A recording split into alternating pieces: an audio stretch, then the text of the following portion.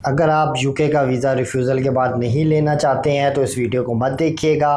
और अगर आप चाहते हैं कि आपको वीज़ा ग्रांट कर दिया जाए आफ्टर रिफ्यूज़ल तो इस वीडियो को शुरू से लेके एंड तक देखिएगा, क्योंकि इस वीडियो के अंदर मैं डिस्कस करने जा रहा हूँ प्री एक्शन प्रोटोकॉल को और एक केस स्टडी करूँगा जिसको मैंने विन किया है।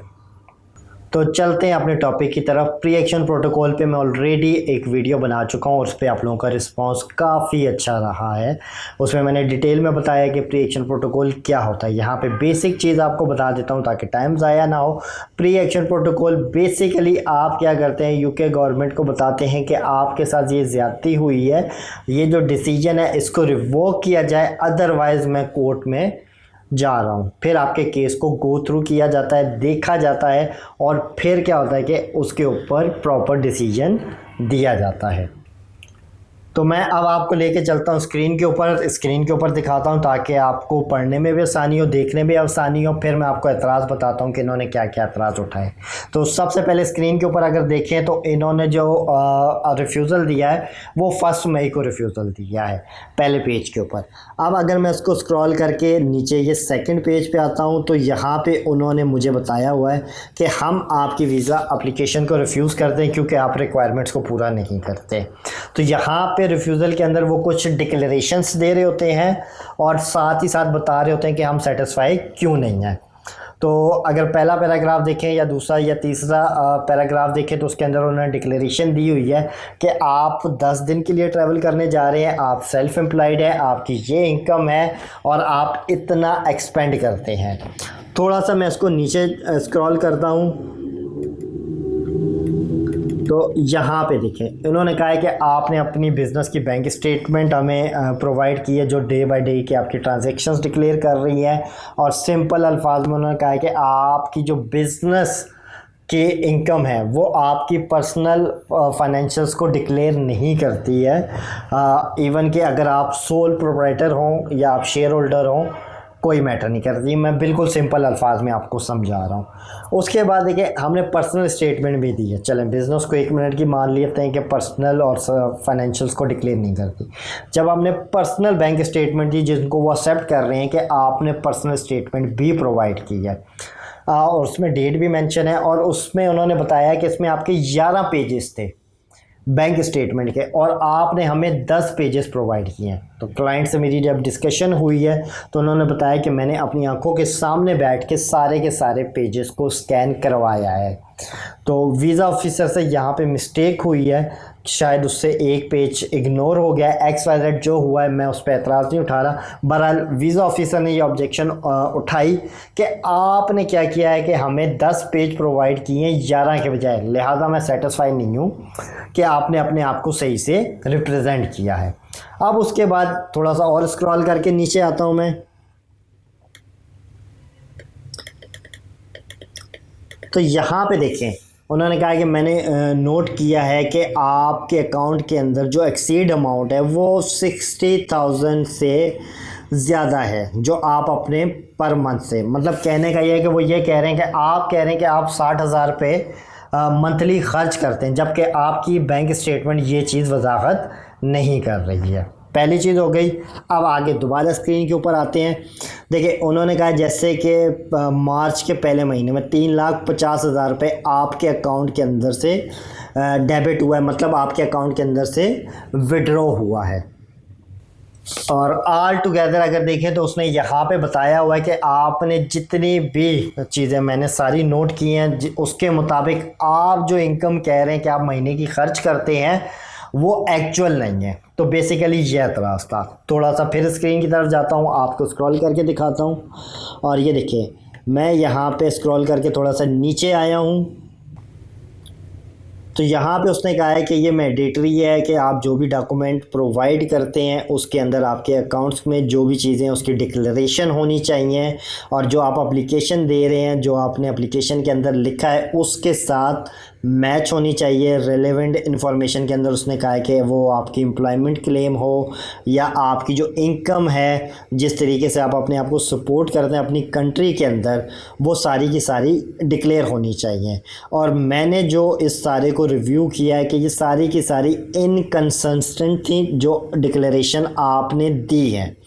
और प्लस उसने कहा है कि यहाँ पे थोड़ा सा और स्क्रॉल करके नीचे आते हैं और उन्होंने कहा जो डॉक्यूमेंट आपने प्रोवाइड किए हैं हमें, उन डॉक्यूमेंट के अंदर हमें डाउट है, मतलब कि हम सेटिस्फाई नहीं है कि आपने जो वीज़ा एप्लीकेशन के अंदर लिखा है और जो एप्लीकेशन के अंदर लिखा है उनकी क्रेडिबिलिटी से हम सेटिस्फाई नहीं है।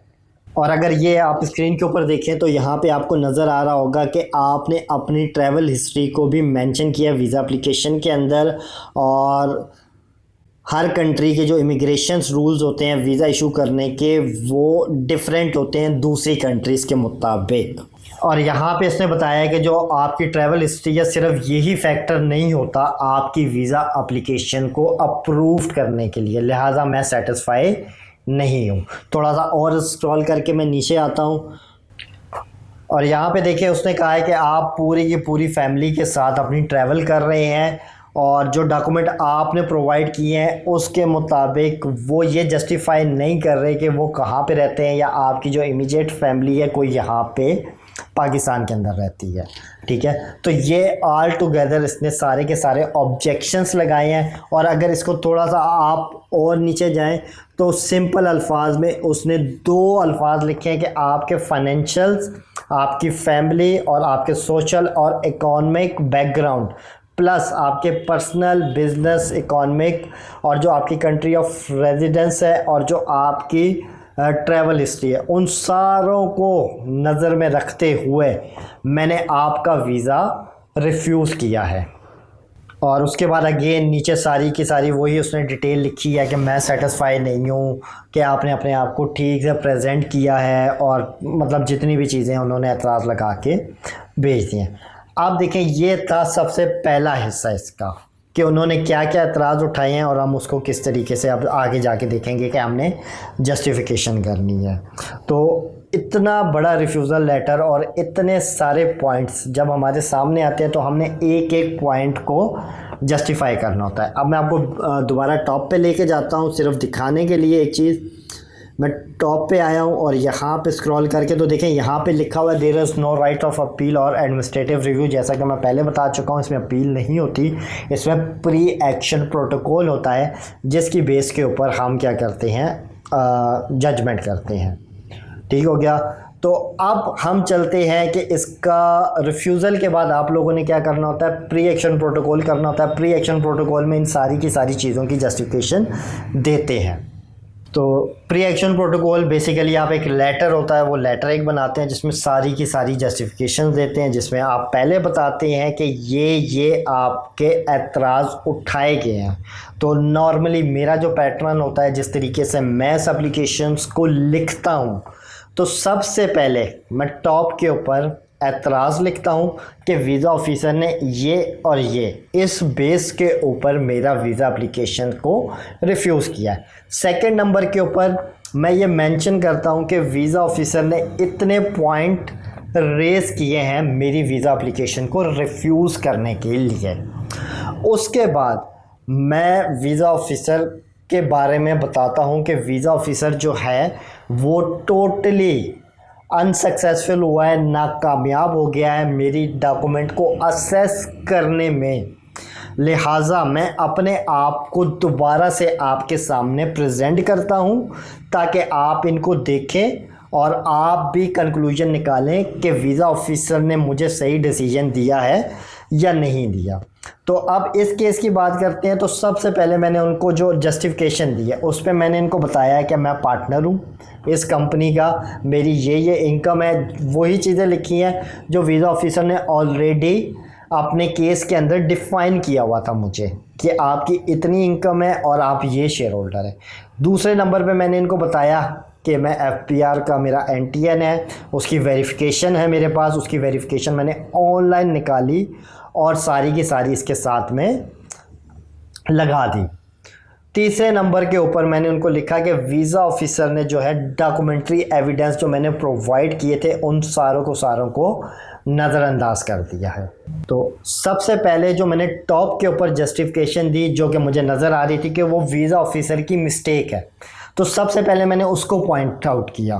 पॉइंट आउट कैसे किया कि वीज़ा ऑफिसर ने एतराज़ उठाया है कि मेरी जो बैंक स्टेटमेंट है, सही है, उसके 11 पेजेस है और मैंने 10 पेज प्रोवाइड किए हैं, और वीज़ा ऑफिसर ने इस चीज़ को नज़रअंदाज कर दिया कि जो स्कैनिंग के अमल होता है वो वीएफएस करता है, हम खुद नहीं करते। और वीज़ा ऑफिसर ने ये सारे के सारे पेजेस अपलोड किए थे। अगर उन्होंने कोई पेज मिस कर दिया है तो ये उनकी मिस्टेक है, मेरी मिस्टेक नहीं है। और अगर कोई पेज मिस है तो आप मुझसे वो पेज क्या रिक्वेस्ट कर सकते हैं कि आपका ये पेज मिसिंग है, आप ये हमें प्रोवाइड करें। तो सबसे पहले मैंने टॉप पे इसको जस्टिफाई किया क्योंकि ये 100% वीज़ा ऑफिसर की या वीएफएस वालों की मिस्टेक थी। दूसरे नंबर पे मैंने इनको मेक श्योर करने के लिए, क्योंकि ये क्लाइंट मेरे काफ़ी पुराने हैं, ऑलवेज़ इनके वीज़ाज़ जितने भी हैं यूके के वो मेरे थ्रू ही प्रोसेस होते हैं, तो मैंने इनको बताया कि वीज़ा ऑफिसर ने इस चीज़ को भी नज़रअंदाज कर दिया कि मैं ऑलरेडी 2 दफ़ा वीज़ा ले चुका हूँ और मैं यूके ऑलरेडी ट्रैवल कर चुका हूँ। तो अब मैं यहाँ पे बात करता हूँ कि वीज़ा ऑफिसर ने कहा कि आपके जो एक्सपेंस है वो 60,000 रुपये हैं, जबकि मैंने आपके अकाउंट को चेक किया है उसमें आपके एक्सपेंस कहीं ज़्यादा है। तो मैंने सिंपल अल्फाज में उनको जस्टिफाई किया कि हर शख्स के हर महीने के एक्सपेंस जो होते हैं वो डिफरेंट होते हैं, किसी महीने ज़्यादा होते हैं, किसी महीने कम होते हैं। प्लस मैंने उनको ये जस्टिफाई किया, मैंने उनको बताया कि आप मेरी बिज़नेस की स्टेटमेंट को चेक करें, मेरे जितने भी एक्सपेंसेस हैं वो मेरे बिज़नेस के अकाउंट से, बिज़नेस की इनकम से डिक्लेयर हो जाते हैं, मतलब मैं उनसे उनको यूज़ करता हूँ। रही बात जो मेरे पर्सनल स्टेटमेंट के अंदर किसी महीने एक्सपेंस ज़्यादा है, किसी महीने एक्सपेंस कम है, तो उसकी जस्टिफिकेशन ये दी कि मेरी अपनी प्राइवेसी है, मैं कंपनी के एम्प्लॉयज़ को या अकाउंटेंट को वो चीज़ें नहीं बता सकता कि मेरी क्या प्राइवेसी है, मैं अपनी प्राइवेसी को डिस्क्लोज़ नहीं कर सकता। तो मैं वो एक्सपेंस अपने पर्सनल अकाउंट से करता हूँ और बाद में वो कंपनी मुझे कवर कर देती है। जस्ट मैं उनको बता देता हूँ कि ये मेरे पर्सनल एक्सपेंसेस थे और प्राइवेसी की वजह से वो मैं डिक्लेयर नहीं करता, तो वो मैं कंपनी से वापस ले लेता हूँ। तो ये एतराज़ मैंने ऐसे जस्टिफाई किया। और उसके बाद मैंने इनको बताया एज़ पर फाइनेंशियल ईयर 2023 के, क्योंकि आपने रिफ्यूज़ल देखा होगा 1 मई को आया था, जिस वक्त हमने ये केस अप्लाई किया उस वक्त फाइनेंशियल ईयर क्लोज़ नहीं था। फाइनेंशियल ईयर क्लोज़ नहीं था तो डेफिनेटली उसकी हम डिक्लेरेशन नहीं दे सकते। तो मैंने पिछले साल 2023 की उनको फाइनेंशियल ईयर की डिक्लेरेशन बताई, उसमें बताया कि एज़ पर फाइनेंशियल ईयर 2023 मेरी नेट एसेट्स इतने थे, मेरी इनकम इतनी थी और मेरी जो प्रॉपर्टी की वैल्यू है वो सारी की सारी ये थी। और उसके बाद ये सारी इनकम को मैंने समराइज़ करके बताया उनको कि भाई मेरी जो इनकम फ्रॉम प्रॉपर्टी है वो इतनी है, इनकम फ्रॉम बिज़नेस मेरी इतनी है, और इन सारों को अगर कंबाइन किया जाए तो कुल मिला के मेरी इनकम ये बनती है। प्लस उसके बाद मैंने उसको बताया कि ये जितने भी मैंने आपको डिक्लेरेशन दी है ये इनफ है ये जस्टिफिकेशन करने के लिए कि मैं अपने मुल्क में स्ट्रॉन्ग हूँ और मेरे पास अच्छी खासी इनकम है। इसके बाद मैंने उनको बताया कि कोई भी शख्स जो अपने मुल्क में फाइनेंशियली स्ट्रॉन्ग होता है वो अपनी रेपुटेशन को या अपनी फैमिली की रेपुटेशन को ख़राब नहीं करता। और साथ ही साथ मैंने उनको ये भी बताया कि जब आप किसी भी मुल्क से वीज़ा एप्लीकेशन को रिसीव कर रहे होते हैं तो आप बंदे की पर्सनल फाइनेंशियल्स को देखते हैं, ना कि इस चीज़ को आप कंसीडर करें कि वो किस मुल्क से अप्लाई कर रहा है। तो इसके बजाय आपको क्या करना चाहिए, उस बंदे की पर्सनल और लिविंग स्टाइल को देखना चाहिए, जो कि मैंने वेल वर्स आपको कर दिया, मतलब आपको वेल डिफ़ाइन कर दिया अच्छे तरीके से। और मुझे उम्मीद है कि आप इस वीज़ा का जो डिसीजन है उसको रिवोक करेंगे और ये जो दब्बा मेरे ऊपर रिफ्यूज़ल का लगा है उसको आप रिवोक कर देंगे, कैंसिल कर देंगे, जो कि मेरे फ्यूचर के वीज़ा के ऊपर भी इफ़ेक्ट होगा। अब ये मैंने उनको भेज दिया, 14 दिन के अंदर अंदर उसका रिस्पांस आ जाता है। 14 दिन के अंदर अंदर वो बता देते हैं कि हमने आपका केस सुनना है कि नहीं सुनना। अगर वो ये कह दें कि हमने आपका केस सुनना है तो 99% वीज़ा ग्रांट हो जाता है। अदरवाइज़ वो कह देते हैं वीज़ा ऑफिसर ने जो डिसीजन दिया था हम उसके ऊपर कायम है। अब उसके बाद मैं आपको उनका रिस्पॉन्स दिखा देता हूँ, रिस्पॉन्स कैसा आता है। तो अब मैं आपको स्क्रीन के ऊपर लेके चलता हूँ। तो स्क्रीन के ऊपर देखें, यहाँ पे डेट मेंशन है कि इस डेट को इन्होंने ये लेटर जो है हमें वो इशू किया गया है। और इसके अंदर बेसिकली वो बताते हैं कि हम आपके केस को रिकन्सिडरेशन कर रहे हैं और कब तक हम इसका आंसर कर देंगे। तो मैं अगर इसको स्क्रॉल करके बिल्कुल नीचे की तरफ आऊँ तो यहाँ पे आप देखें, उन्होंने कहा है कि आपका जो ये डिसीजन है 1 मई को जो मेड किया गया है एंट्री क्लियरेंस का, उसको हम रिकन्सिडर कर रहे हैं। और उन्होंने यहाँ पे बताया है कि हम इसको रिव्यू करेंगे, प्रोसीड करेंगे रिकन्सिडरेशन में जो एविडेंस आपने प्रोवाइड किए हैं उसके मुताबिक, और 16 अगस्त से पहले पहले हम आपको इसका जवाब दे देंगे। ये सिर्फ उन्होंने कहा है कि कोई एक्स्ट्रा सर्कमस्टांसेस हो, कोई छुट्टी आ जाए, सरकारी आ जाए, तो उस सूरत में ये है कि ये डिले हो सकता है। अदरवाइज़ हम 16 अगस्त से पहले पहले आपको आंसर कर देंगे। तो अब मैं इसको मिनिमाइज़ करता हूँ, आपको सबसे पहले अपनी ईमेल के ऊपर भी दिखाता हूँ कि इनका डिसीजन कब आया। तो ये स्क्रीन के ऊपर अगर आप देखें तो यहाँ पे आपको 13 अगस्त को इनके जवाब आ गए थे ये वीज़ा इंक्वायरी की तरफ से, और उन्होंने कहा है कि आप अपने पासपोर्ट जो हैं वो रीसबमिट करा दें। अब मैं आपको ये ईमेल भी खोल के दिखा देता हूँ, स्क्रीन के ऊपर से भी खोल के दिखा देता हूँ, और वैसे भी आपको दिखा देता हूँ। मैंने सारों की अलग अलग जो है ईमेल सेव करके भी रखी हुई हैं। तो इन्होंने यहाँ पे उन्होंने कहा है कि आपको इनवाइट किया जा रहा है कि आप अपने पासपोर्ट को रीसबमिट करें। तो यहाँ पे मैंने ये फ़ोल्डर बनाया हुआ है, मैंने अलग से ये सारों की ईमेल्स भी जो है वो सेव करके रखी हुई हैं। देखें, यहाँ से मैं आपको खोल के दोबारा दिखाता हूँ। तो यहाँ पे ये देखें, यहाँ पे मेरा नाम मेंशन है। जैसा कि आप लोग सब लोग जानते हैं, मेरा नाम आमिर शहजाद है और मैं वीज़ा की सर्विस को प्रोवाइड करता हूँ। तो ये सेम उसी की कॉपी है जो मैंने यहाँ पे सेव की हुई है, जो मैंने अभी आपको अपने ईमेल पे आपको खोल के दिखाई थी। तो इस तरीके से क्या किया जा सकता है, वीज़ा केस को विन किया जा सकता है। आपके पास अगर कोई भी रिफ्यूज़ल आता है और 90 डेज़ से ज़्यादा पुराना नहीं हुआ उस रिफ्यूज़ल लेटर को, तो आप वो रिफ्यूज़ल मुझसे शेयर कर सकते हैं। चाहे तो मेरी हेल्प ले सकते हैं, मैं आपके केस को रिकन्सिडरेशन में ले जाऊंगा। आप चाहें तो ख़ुद भी कर सकते हैं, सिंपल सा प्रोसेस होता है, लेकिन टेक्निकल ज़बान होती है और टेक्निकली आपको उनको समझाना पड़ता है कि आप जो बात कह रहे हैं वो ठीक है। उम्मीद है आज की वीडियो आपको पसंद आई होगी। वीडियो पसंद आई हो तो दुआ में याद रखिएगा। अल्लाह हाफ़िज़।